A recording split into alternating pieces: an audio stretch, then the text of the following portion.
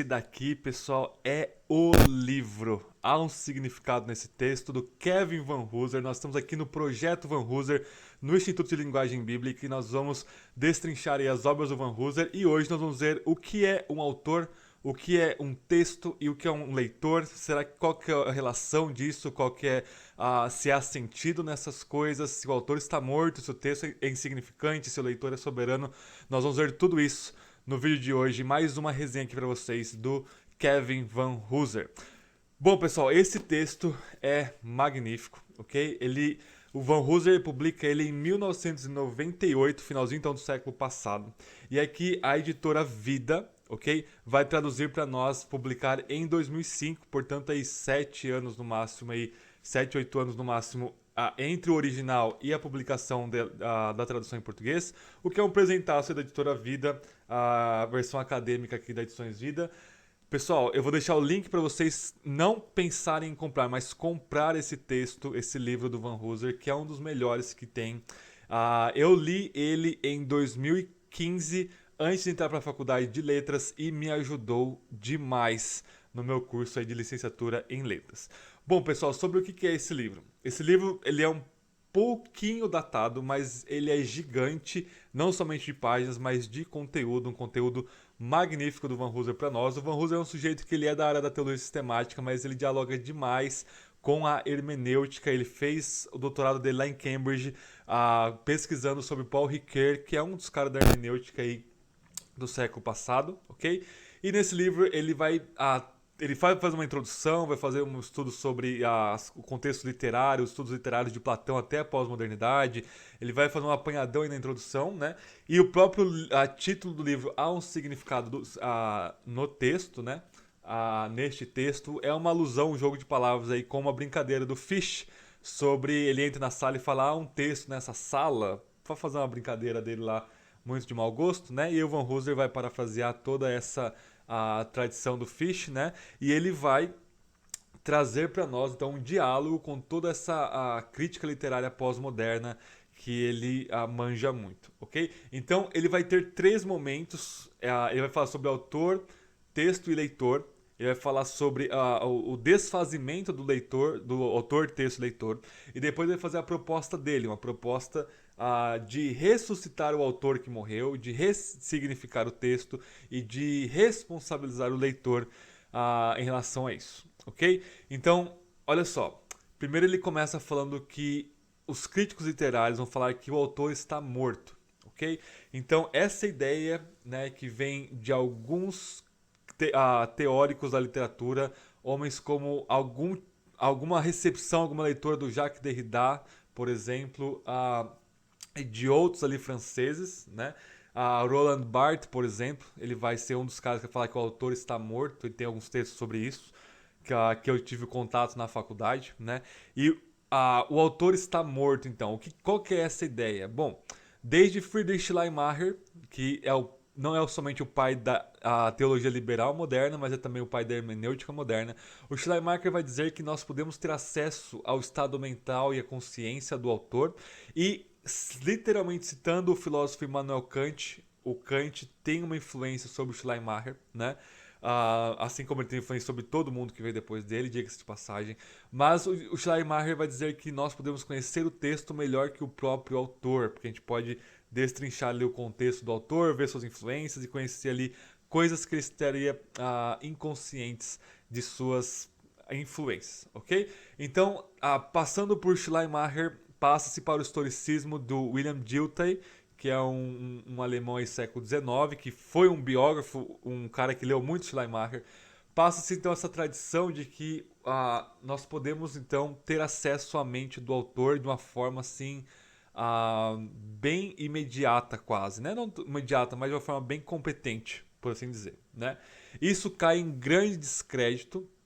Nós temos uma virada, em vez de nós abordarmos o texto pensando na intenção do autor, a partir da primeira metade do século XX, nós temos uma virada aí para uma descentralização do autor e um foco no texto. Surge então o que é chamado de New Criticism, a nova crítica, onde vão estabelecer uma leitura acirrada dos textos. Então, o autor, nós não temos acesso a ele, tudo que importa é o texto em si, ok? E depois disso nós temos movimentos então onde vai se falar que não é mais o texto, mas é o leitor que manda na resposta do significado do texto. Então o que eu acho como leitor, o que o texto me impactou como leitor, é aquilo que importa, aquilo que o texto significa para mim, que é o tal do reader response, né? A resposta do leitor, ok? Dentro dessa perspectiva, então, o autor morre. O autor, nós não temos mais nada a ver com o autor histórico, biográfico, nós não temos acesso à mente dele, o texto também se torna algo muito abstrato, muito insignificante, o leitor ele ganha. Até que o Stanley Fish, que é alguém que o Van Hooser vai trabalhar contra aqui, ele vai passar do leitor individual, do reader response, para uma comunidade de leitores. Então tudo que importa são as comunidades de leitores, mas ele apenas ampliou o problema e não resolveu, né? Então o autor está morto. Essa coisa de direitos autorais é uma coisa de capitalista, é uma coisa da burguesia, é uma coisa que você só vai ganhar dinheiro. Não importa nada disso, ok? O que o outro lado do livro vai propor para nós, na perspectiva do Van Hooser, é uma ressurreição do autor, ok? E nessa ressurreição do autor, o que ele vai propor para nós? Ele vai usar muito a teoria dos atos de fala, ok? De homens como Austin e Searle, que são os fundadores aí dessa teoria. Ele vai traduzir ou significar autor para nós como sendo o seguinte: autor é um agente de comunicação, ok? Intencional. Tudo bem? Não tem como fugir de intencionalidade quando se fala de comunicação, ok? E aí os atos de fala, eles vão ser uma teoria linguística, uma teoria aí interessante que vai propor para nós então que quando nós falamos, nós agimos sobre o outro ou sobre nós mesmos, e esse agir sobre o outro tem uma carga de intenção. Um dos proponentes então originários da teoria dos atos de fala é esse aqui, John Searle. Esse livro aqui, não sei se dá para vocês verem, Intencionalidade. Tem outros livros dele aí, mas é um britânico, né, um inglês aí que trabalha muito a questão dos atos de fala. É um dos caras que trabalhou a tese do Austin sobre isso, ok? Então isso vai influenciar o Van Hooser vai usar isso então para ressuscitar o autor, ok? Então tem um crítico literário chamado Eric Hirsch que também vai ir contra essa correnteza aí do reader response, da resposta da comunidade também. E o autor então sendo um agente, alguém que age quando fala, né, um agente de comunicação intencional, ele comunica a intenção ao tecer o seu texto, ok? Uma segunda parte do livro, né, ele vai primeiro trabalhar essas três partes, né, então em segundo lugar ele vai falar sobre o texto, e aí o texto ele vai perdendo a sua carga semântica, o seu sentido em si, né? Apesar das leituras cerradas no New Criticism, o Reader Response então vai esvaziando o texto, o seu sentido, e o que ele propõe então é uma redenção do texto, né? Redimindo o texto. O texto então é esse ato comunicativo, ato de fala comunicativo intencional. Então, se o autor é o agente comunicativo, o texto é o ato concretizado de comunicação por escrito. Portanto, ele tem uma carga intencional, ele tem um significado, ele tem uma estrutura de sentido, ok? A partir da gramática, do contexto histórico, do campo semântico de cada palavra, do efeito de sentido, do seu público-alvo e por aí vai, ok? O texto ele tem sentido em si, ok?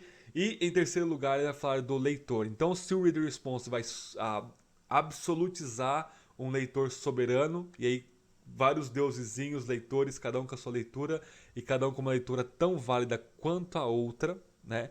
Ele vai colocar para nós, então,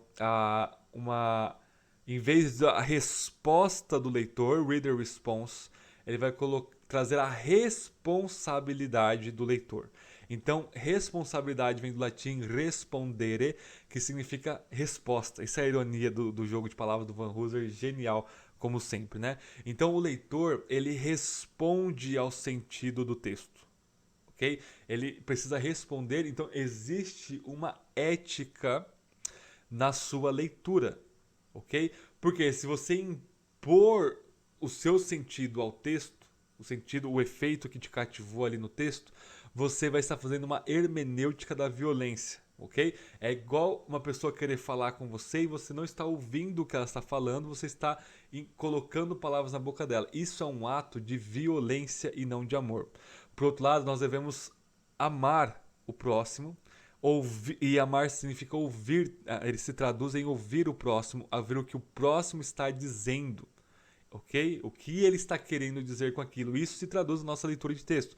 Se você precisa ouvir o que o texto está dizendo, o que o autor está dizendo através do texto, né?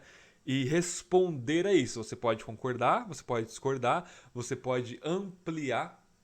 E aí o Eric Hirsch vai fazer uma distinção entre significado e significância. O seu significado é o que está atrelado ao texto. Significância são as aplicações que você fazer, desdobramentos que você fazer, e você tem lá a sua liberdade poética criativa. Mas você não pode juntar essas duas coisas e achar que a sua liberdade é o sentido do texto, ok? Então o leitor ele é responsivo. Existe uma ética do amor do leitor. Só um parênteses experimental meu sobre isso. Como eu fiz, sou licenciado, graduado em letras, né, não vou falar universidade, mas é uma das melhores universidades aqui do estado de São Paulo, em Campinas, né, e nesses 4 anos de curso, quando eu fiz, um tempo atrás, isso é muito comum. O pessoal que escreveu lá na década de 70, Jacques Derrida, Roland Barthes, Michel Foucault, é como se eles estivessem escrevendo em 2023, no caso, né? Porque eles pararam no tempo. Então a última moda para os professores e para os alunos é a desconstrução, o reader response, todas essas críticas pós-modernas, quando a coisa já rodou muito, a roda da crítica literária já rodou demais. Ou seja, o pessoal das faculdades brasileiras de letras estão aí 30, no mínimo 50 anos atrasados aí na biografia. Se você desafiar Derrida, desafiar Barthes, desafiar esse pessoal, aí você é tido como um cara, um dinossauro que não sabe do que está falando, ok? Você ler esse livro aqui do Van Hooser já vai ser mais do que suficiente para te dar um repertório muito superior aos seus professores com doutorado aí em teoria literária e linguística, ok? Pelo menos não um repertório grande, mas um fundamento onde você vai poder ter uma posição melhor para criticar tudo isso, ok? Se você falar que o texto é um ato comunicativo intencional, se você falar que existe uma ética do leitor, você vai ser crucificado de cabeça para baixo nessas universidades. Infelizmente, eu falo isso por experiência própria, eu trouxe todo esse conteúdo do livro para dialogar com os meus professores, com os meus colegas de classe, e é uma coisa assim que eles realmente abominam, porque estão parados no tempo, ok? Então, o Van Hooser vai encerrar o texto aqui, eu estou citando de cabeça, que faz um tempão que eu li, eu preciso reler ele, ainda que eu volte a ele muitas vezes, né? Eu li em 2015, como eu falei para vocês. Ele vai terminar com uma hermenêutica da cruz. O que é isso? A hermenêutica moderna, iluminista, racionalista, vai dizer que você tem que ter certeza absoluta da sua interpretação. Ela precisa ser unívoca, ela precisa ser perfeita. Porque você é uma mente racional e a racionalidade envolve isso. O pós-modernismo, criticando isso, vai falar que você não pode ter certeza de nada. É um agnosticismo semântico, né? O que uma hermenêutica da cruz do Van Hooser vai proporcionar para nós, também ele desenvolve uma hermenêutica trinitária, é uma hermenêutica que envolve tanto confiança quanto humildade. É isso que a nossa vida de discipulado cruciforme, formado pela cruz, nos dá. Ao mesmo tempo nós temos, aplicando essa teologia, né, nós temos ousadia para chegar diante do trono da graça de Deus, nós chegamos com humildade, humilhando-nos debaixo da poderosa mão de Deus, juntando aí Hebreus com 1 Pedro, né? Então, nós podemos ter certeza das nossas interpretações, mas é uma certeza humilde. Então, não é nem o unívoco, a univocidade da hermenêutica moderna, que vai falar que nós temos a mesma voz perfeita, e nem o equívoco do pós-moderno, a hermenêutica da univocidade, da equivocidade. Não existe não é um dilema, é um falso dilema, existe uma outra saída, que é a adequação.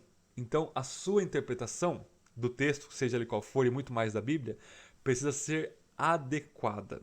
Okay? Existem interpretações mais adequadas, existem interpretações menos adequadas. Okay? Se não existe um intérprete perfeito, individualmente falando, né, nós não podemos, nós não precisamos cair no oposto. Então nenhum intérprete entende nada de nada, é cada um por si e Derrida por todos, né? Mas o que nós temos?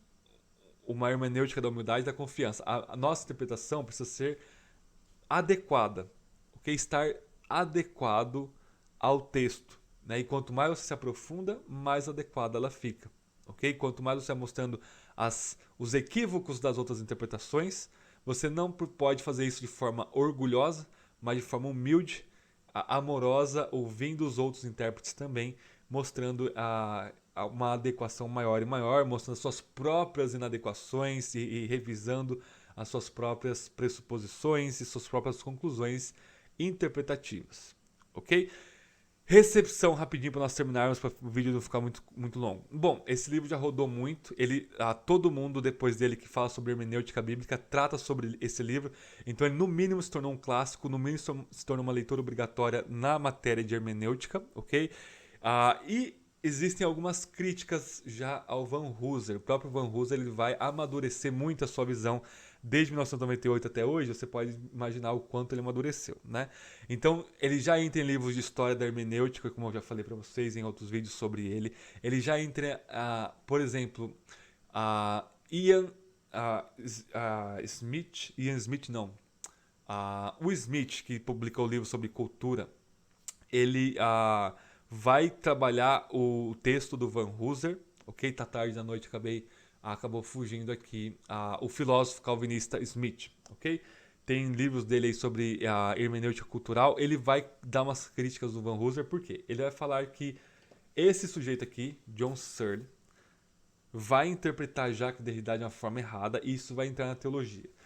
Isso você precisa ler Jacques Derrida, especialmente esses dois livros aqui, Gramatologia, ok, do Jacques Derrida, e A Escritura e a Diferença, ok, um outro livro aqui do Jacques Derrida, ok, Escritura e a Diferença. São dois livros bem densos aí desse filósofo pensador francês da desconstrução, mas você precisa lê-lo para você tirar suas próprias conclusões.